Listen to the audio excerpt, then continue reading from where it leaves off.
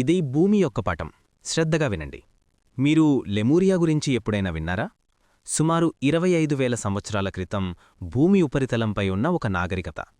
ఒక మహాయుద్ధం తర్వాత ఎంతోమంది అంతర్భూమి వలస వెళ్లి ఇవాల్టి వరకు అక్కడే ఉన్నారు. వారు 5వ పరిమాణానికి చెందిన సజీవులు, శక్తి మరియు పదార్థంపై పట్టుకలవారు. వారు సౌహార్దం మరియు ఏకత్వంలో జీవిస్తారు. ఫోటోలో ఉన్నవారు లార్డ్ ఆదామా, టెలోస్ అనే అంతర్భూమి లెమూరియన్ నగరానికి ప్రధాన పూజారి మరియు ఆధ్యాత్మిక నాయకుడు. లార్డ్ ఆదామా మరియు లెమూరియన్లో మనం ఎదుర్కొంటున్న గ్రహీయ ఆరోహణ ప్రక్రియలో చురుకుగా సహాయపడుతున్నారు.